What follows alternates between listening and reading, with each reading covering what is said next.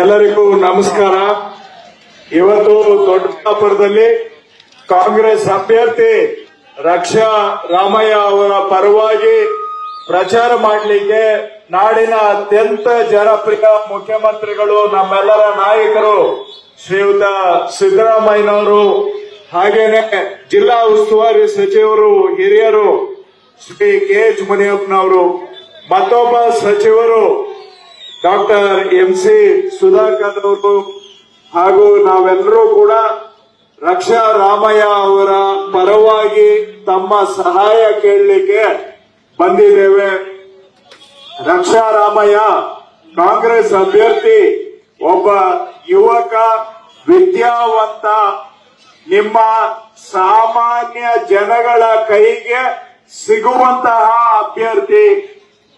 ಯಾವುದೇ ಒಂದು ಕಪ್ಪು ಚುಕ್ಕೆ ಇಲ್ಲದೆ ಕೈಯಿಂದ ಜನಗಳಿಗೆ ಸಹಾಯ ಮಾಡುವಂತಹ, ಕೊಡುವ ಕೈ ಇರುವಂತಹ ಗುಣವನ್ನ ಹೊಂದಿರತಕ್ಕಂತ ಹಾಗೂ ಎಂ.ಎಸ್. ರಾಮಯ್ಯನವರಂತಹ ಒಂದು ದಾನಿಗಳ ಕುಟುಂಬದಿಂದ, ಯಾವತ್ತೂ ಕೊಡುವ ಕೈ ಹೊಂದಿರುವ ಕುಟುಂಬದಿಂದ ಬಂದಿರುವಂತಹ ಅಭ್ಯರ್ಥಿ ನಮ್ಮ ರಕ್ಷಾ ರಾಮಯ್ಯ ಅವರು. ವಿದ್ಯಾವಂತರು, ಯುವಕರು, ಶುದ್ಧ ಹಸ್ತ ಹೊಂದಿರತಕ್ಕಂಥವರು. ಬಿಜೆಪಿ ಅಭ್ಯರ್ಥಿ ಅವರು ಹಿಂದೆ ಅಧಿಕಾರಕ್ಕಾಗಿ ಕಾಂಗ್ರೆಸ್ ಬಿಟ್ಟು ಪಕ್ಷಾಂತರ ಮಾಡಿದ್ದಷ್ಟೇ ಅಲ್ಲ, ಉಂಡ ಮನೆಗೆ ದ್ರೋಹ ಮಾಡಿದಂತವರು ಇವತ್ತು ಬಿಜೆಪಿಯಿಂದ ಅಭ್ಯರ್ಥಿ ಆಗಿದ್ದಾರೆ. ಮಂತ್ರಿಗಳಾಗಿ ಜನಗಳಿಂದ ಸುಲಿಗೆ ಮಾಡಿ ಕೋವಿಡ್ ಅಂತಹ ಕಷ್ಟ ಕಾಲದಲ್ಲಿ ಜನಗಳಿಗೆ ಸಹಾಯ ಮಾಡೋದನ್ನ ಬಿಟ್ಟು ಹೆಣಗಳಲ್ಲಿ ಹಣವನ್ನ ಮಾಡಿದವರು ಅಂತೇಳಿ ಬಿಜೆಪಿಯ ನಾಯಕರೇ ಅವ್ರ ಬಗ್ಗೆ ಮಾತಾಡಿದ್ದಾರೆ. ಬಿಜೆಪಿ ಎಂಎಲ್ಎಗಳು ಮಾತಾಡಿದ್ದಾರೆ. ಬಿಜೆಪಿಯ ಎಕ್ಸ್ ಮಿನಿಸ್ಟರ್ಗಳು ಹೇಳಿದ್ದಾರೆ. ಈ ಸುಧಾಕರ್ ಅನ್ನುವಂತವರು ಹಿಂದೆ ಮಂತ್ರಿ ಆಗಿದ್ದಾಗ ಬಿಜೆಪಿ ಸರ್ಕಾರದಲ್ಲಿ ಕೋವಿಡ್ ಕಾಲದಲ್ಲಿ ಜನಗಳ ಹೆಣದಲ್ಲಿ ಹಣ ಮಾಡಿದ್ರು ಅಂತೇಳಿ ಬಿಜೆಪಿಯ ಅನೇಕ ನಾಯಕರೇ ಮಾತಾಡಿದ್ದಾರೆ. ಅಂತಹ ಮಹಾ ಸುಲಿಗೆ ಮಾಡಿದಂತ ಭ್ರಷ್ಟರನ್ನ ನೀವು ಆಯ್ಕೆ ಮಾಡ್ತೀರೋ ಅಥವಾ ಕೊಡುವ ಕೈ ದಾನಿಗಳ ಕುಟುಂಬದಿಂದ ಬಂದಿರತಕ್ಕಂತ ಶುದ್ಧ ಹಸ್ತ ಹೊಂದಿರತಕ್ಕಂತ ರಕ್ಷಾ ರಾಮಯ್ಯ ಅವರಿಗೆ ನೀವು ಆಶೀರ್ವಾದ ಮಾಡಬೇಕು ಅಂತ ಅವರ ಪರವಾಗಿ ತಮ್ಮನ್ನ ಕೇಳಲಿಕ್ಕೋಸ್ಕರ ನಾವೆಲ್ಲರೂ ಕೂಡ ಬಂದಿದ್ದೇವೆ. ರಾಜ್ಯದಲ್ಲಿ ಕಾಂಗ್ರೆಸ್ ಸರ್ಕಾರ ಬಂದ ನಂತರ ಇವತ್ತು ರಾಜ್ಯದ ಪ್ರತಿಯೊಂದು ಕುಟುಂಬಕ್ಕೂ ಕೂಡ ಒಂದಲ್ಲ ಒಂದು ಅನುಕೂಲವನ್ನ ಕಾಂಗ್ರೆಸ್ ಗ್ಯಾರಂಟಿಗಳ ಮುಖಾಂತರ ಪ್ರತಿ ಮನೆಗೂ ಕೂಡ. ಇಲ್ಲೇ ನಿಲ್ಸಿ ಗಾಡಿ ಇಲ್ಲೇ ನಿಲ್ಸಿ ಮಾನ್ಯ ಮುಖ್ಯಮಂತ್ರಿಗಳು ಇಲ್ಲೇ ಮಾತಾಡ್ತಾರೆ. ಸ್ವಲ್ಪ ಹಿಂದಕ್ಕೆ ಬ್ಯಾಕಪ್ ಆಗಿ, ಹಿಂದ್ಗಡೆ ಸ್ವಲ್ಪ ಗಾಡಿ ಹಿಂದಕ್ಕೆ ಹೋಗಿ ಗಾಡಿ.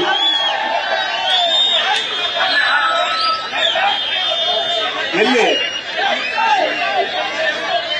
ಜನ ಇಲ್ಲಿದ್ದಾರೆ, ಅಲ್ಲಿ ಜನ ಇಲ್ಲೇ ಇದ್ದಾರೆ. ಜನ ಇಲ್ಲಿದಾರಪ್ಪ, ಅಲ್ಲಿಗೆ ಬರೋದಿಲ್ಲ. ಈ ಮುಖ್ಯಮಂತ್ರಿಗಳು ಜನ ಎಲ್ಲಿದ್ರೆ ಅಲ್ಲಿ ಮಾತಾಡ್ಲಿ. ಇಲ್ಲಿ ಜನ ಜಾಸ್ತಿ ಇದ್ದಾರೆ, ಮುಂದಕ್ಕೆ ಕೆಲವರು ಬರ್ತಾರೆ, ಕೆಲವರು ಬರೋದು. ಆಯ್ತು ಮುಂದಕ್ಕೆ ಮೂವ್ ಮಾಡಿ. ಮುಂದಕ್ಕೆ ಮೂವ್ ಮಾಡಿ. ಆಯ್ತು ಮುಂದಕ್ಕೆ ಮೂವ್ ಮಾಡಿ. ಮೂವ್ ಮಾಡಿ ನಡ್ರಿ. ಹಾಗಾದ್ರೆ ಮುಂದಕ್ಕೆ ಹೋಗ್ತಾ ಇರಿ. ಆಯ್ತು ನಡ್ರಿ, ಮುಂದಕ್ಕೆ ನಡ್ರಿ. ಮೂವ್ ಮಾಡಿ ಹೋಗ್ತಾ ಇರ್ಲಿ, ಹಾಗೆ ಹೋಗ್ತಾ ಇರ್ಲಿ.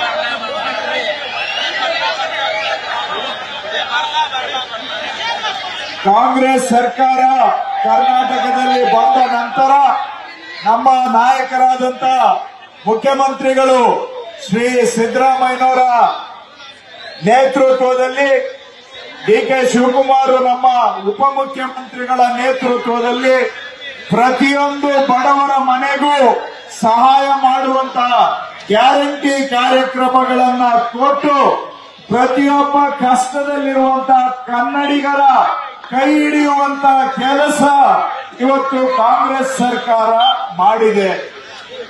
ಎಷ್ಟೋ ಜನ ಮಹಿಳೆಯರು ಕಷ್ಟದಲ್ಲಿ ಸಂಸಾರ ನಡೆಸಲಿಕ್ಕೆ ಈಗ ನಡೆಯಪ್ಪ ಬೇಕಾದಷ್ಟು ಕ್ಲಿಯರೆನ್ಸ್ ಇದೆ ನನಗೆ. ಕಷ್ಟದಲ್ಲಿದ್ದಂತ ಬಡವರಿಗೆ ಪ್ರತಿಯೊಂದು ಮನೆಗೂ ಕೂಡ ಇವತ್ತು ಕಾಂಗ್ರೆಸ್ ಸರ್ಕಾರದಲ್ಲಿ ಸಹಾಯ 5, 6, 7, 8 ಸಾವಿರ ರೂಪಾಯಿವರೆಗೆ ಸಂಸಾರ ನಡೆಸಲಿಕ್ಕೆ ಸಹಾಯ ಆಗ್ತಾ ಇದೆ. ಇವತ್ತು ಒಂದು ಕುಟುಂಬ, ಅವರು ಕ್ಷೌರಿಕರ ಕುಟುಂಬದಿಂದ ಬಂದಿದ್ದಂತವರು, ಕೋವಿಡ್ ಕಾಲದಲ್ಲಿ ಕ್ಷೌರ ಮಾಡ್ತಾ ಇದ್ದಂತ ತಂದೆ ತೀರೋದ್ರು. ಅವರ ಮಗ PUCಗೆ ಕಾಲೇಜು ಫೀಸ್ ಕಟ್ಟೋದಕ್ಕೆ ದುಡ್ಡಿರ್ಲಿಲ್ಲ. ಅಂತ ಸಂದರ್ಭದಲ್ಲಿ ಗೃಹಲಕ್ಷ್ಮಿಯಲ್ಲಿ ಕಾಂಗ್ರೆಸ್ ಸರ್ಕಾರದಿಂದ ಬಂದಂತ ಗೃಹಲಕ್ಷ್ಮಿ ದುಡ್ಡಲ್ಲಿ ಆ ಹುಡುಗನ ತಾಯಿ ವೇದಾಂತ ಅನ್ನುವ ಮಗನ ಸ್ಕೂಲ್ ಫೀಸ್ ಅನ್ನ ಕಟ್ಟಿ ಆ ವಿದ್ಯಾರ್ಥಿ PUCಯಲ್ಲಿ ಇಡೀ ಸ್ಟೇಟ್ಗೆ ಫಸ್ಟ್ ರ್ಯಾಂಕ್ ತಗೊಂಡಿದ್ದಾನೆ. ಆ ತರ ಬಡವರ ಮನೆಯ ಜ್ಯೋತಿ ಗ್ಯಾರಂಟಿ ಕಾರ್ಯಕ್ರಮಗಳು, ಆ ತರ ಪ್ರತಿಯೊಂದು ಮನೆಗೂ ಕೂಡ ಗ್ಯಾರಂಟಿಯಿಂದ ಇವತ್ತು ಸಹಾಯ ಆಗಿದೆ. ಇಂಥ ಸಂದರ್ಭದಲ್ಲಿ JDSನವರು ಬಿಜೆಪಿಯವರು ನಮ್ಮ ಗ್ಯಾರಂಟಿಗಳನ್ನ ವಜಾ ಮಾಡೋದಕ್ಕೆ ಪ್ರಯತ್ನ ಮಾಡ್ತಾ ಇದ್ದಾರೆ. ಅದಕ್ಕೆ ಅವ್ರು ಹೇಳಿರೋದು ಮೊನ್ನೆ ಗ್ಯಾರಂಟಿ ಬಂದ ಮೇಲೆ ಹೆಣ್ಣು ಮಕ್ಕಳು ಕೆಟ್ಟೋಗ್ಬಿಟ್ಟಿದ್ದಾರೆ, ಗ್ಯಾರಂಟಿ ಬಂದ ಮೇಲೆ ಹೆಣ್ಣು ಮಕ್ಕಳು ದಾರಿ ತಪ್ಪಿದ್ದಾರೆ ಅಂತ.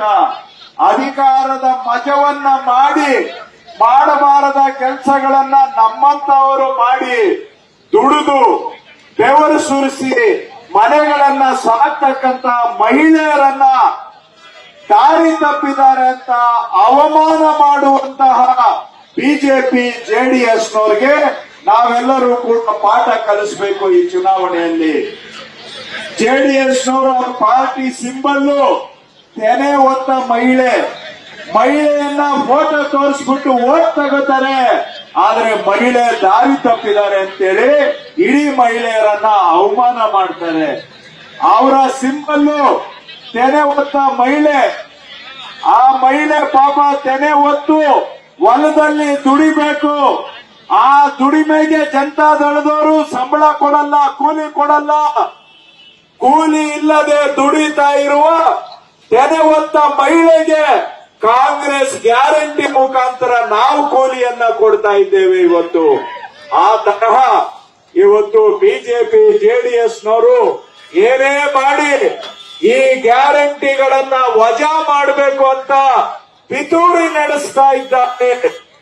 ಆ ಗ್ಯಾರಂಟಿಗಳು ಉಳಿಬೇಕು ಅಂದ್ರೆ ಬಿಜೆಪಿ JDS ಅವರ ಕೈಗೆ ಗ್ಯಾರಂಟಿ ಕಾರ್ಯಕ್ರಮಗಳು ಸಿಕ್ಕಾಕೊಳ್ಬಾರ್ದು ಅಂದ್ರೆ ದಯವಿಟ್ಟು ಈ ಚುನಾವಣೆಯಲ್ಲಿ ತಾವೆಲ್ಲರೂ ಕಾಂಗ್ರೆಸ್ಗೆ ಆಶೀರ್ವಾದ ಮಾಡಿ. ಕೇಂದ್ರದಲ್ಲೂ ಕಾಂಗ್ರೆಸ್ ಬಂದರೆ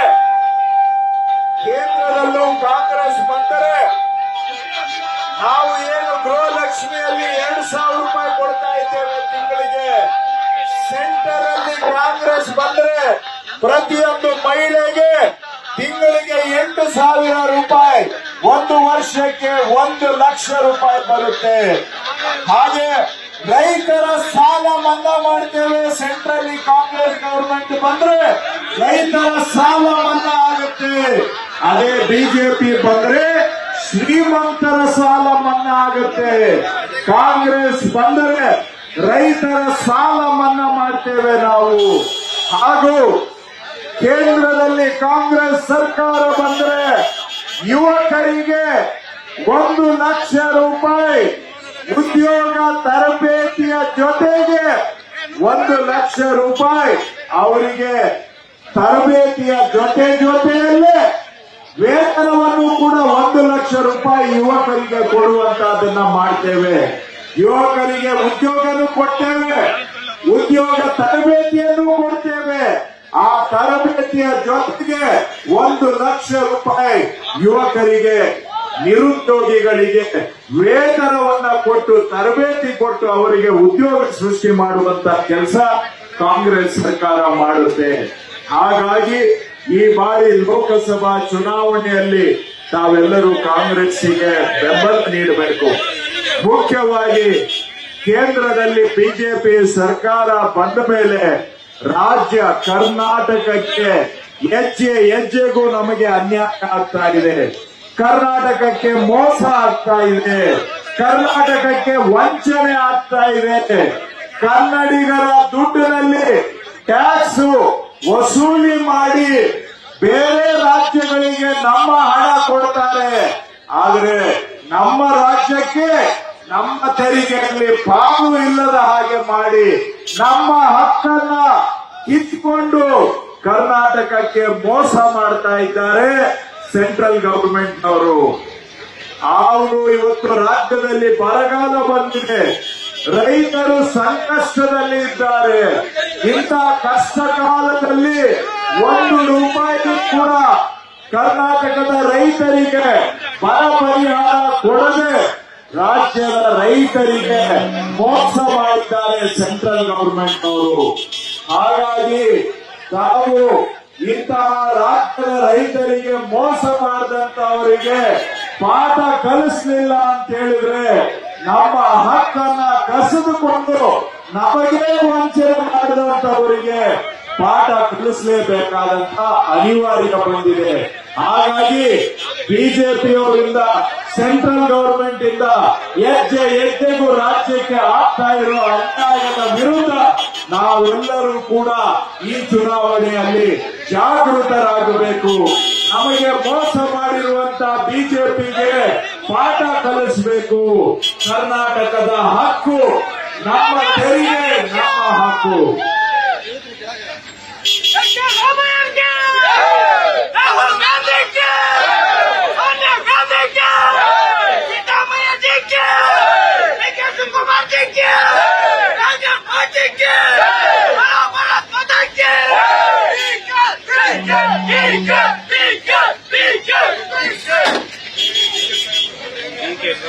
ಕರ್ನಾಟಕಕ್ಕೆ ನ್ಯಾಯ ಸಿಗಬೇಕು ಅಂದ್ರೆ ಈ ಬಾರಿ ಕಾಂಗ್ರೆಸ್ ಅನ್ನ ಗೆಲ್ಲಿಸಿ ಬಿಜೆಪಿಯನ್ನ ಸೋಲಿಸಬೇಕು. ಬಿಜೆಪಿ ಜೆಡಿಎಸ್ನವರು ಅವರು ಕರ್ನಾಟಕಕ್ಕೆ ಅನ್ಯಾಯ ಆದಾಗ ಒಂದು ಮಾತು ಕೂಡ ಕನ್ನಡಿಗರ ಪರವಾಗಿ ಮಾತನಾಡಿಲ್ಲ. ಅಂತವರಿಂದ ಕರ್ನಾಟಕಕ್ಕೆ ಅನ್ಯಾಯ ಆಗುತ್ತೆ. ಏನಾದರೂ ಕರ್ನಾಟಕದ ಪರವಾಗಿ ಧ್ವನಿ ಎತ್ತಬೇಕು ಅಂದ್ರೆ ಕಾಂಗ್ರೆಸ್ನ ಎಂಪಿಗಳನ್ನ ದಯವಿಟ್ಟು ಗೆಲ್ಲಿಸಿ. ನಮ್ಮನ್ನ ಕರ್ನಾಟಕದ ಜನಗಳಿಂದ ದೇಶದಲ್ಲೇ ಅತಿ ಹೆಚ್ಚು ಟ್ಯಾಕ್ಸ್ ನಮ್ಮಿಂದ ಕಟ್ಟಿಸ್ಕೊಳ್ತಾರೆ. ನಮಗೆ ಅವಮಾನ ಮಾಡ್ತಾರೆ. ಬರೀ 6 ಕೋಟಿ ಕನ್ನಡಿಗರು ಇಬ್ರು ಮಾತು ನಾವು ಕೇಳಬೇಕಂತ ನಮ್ಮನ್ನೇ ಅವಮಾನ ಮಾಡ್ತಾರೆ. ಟ್ಯಾಕ್ಸ್ ಕಟ್ಟಿಸ್ಕೊಳ್ಳುವಾಗ ನಮ್ಮ ಹತ್ರ ವಸೂಲಿ ಮಾಡುವಾಗ ನಮ್ಮಿಂದ ಸುಲಿಗೆ ಮಾಡುವಾಗ ಕನ್ನಡಿಗರು ಬೇಕು. ಆದ್ರೆ ನಮ್ಮ ತೆರಿಗೆಯಲ್ಲಿ ನಮ್ಮ ಹಕ್ಕು, ನಮ್ಮ ಪಾಲನ್ನು ಕೇಳಿದ್ರೆ ನಮ್ಮನ್ನೇ ಅವಮಾನ ಮಾಡ್ತಾರೆ. 6 ಕೋಟಿ ಕನ್ನಡಿಗರು ಕೇವಲ ಅಂತ ನಮ್ಮನ್ನ ಹಿಡಿಯಾಡಿಸ್ತಾರೆ, ಖಂಡ ಮಾಡ್ತಾರೆ. ಇಂತಹ ಕನ್ನಡಿಗರನ್ನ ಅವಮಾನ ಮಾಡಿದಂತವರಿಗೆ ಪಾಠ ಕಲಿಸುವಂತ ಸಂದರ್ಭ ಬಂದಿದೆ. ಕರ್ನಾಟಕದ ಪರವಾಗಿ ಧ್ವನಿ ಎತ್ತುವಂತ ಸಂದರ್ಭ ಬಂದಿದೆ. ಹಾಗಾಗಿ ಈ ಚುನಾವಣೆಯಲ್ಲಿ ನಮ್ಮ ಕಾಂಗ್ರೆಸ್ ಅಭ್ಯರ್ಥಿ ರಕ್ಷಾ ರಾಮಯ್ಯ ಅವರಿಗೆ ನಾವೆಲ್ಲರೂ ಆಶೀರ್ವಾದ ಮಾಡಬೇಕು ಅಂತ ಕಾಂಗ್ರೆಸ್ ಪಕ್ಷದ ಪರವಾಗಿ ತಮಗೆ ಮನವಿ ಮಾಡ್ತೇವೆ. ನ್ಯೂಸ್ ಫಸ್ಟ್ ನಿರ್ಭೀತಿಯಿಂದ ನಿಮ್ಮ ಪರವಾಗಿ.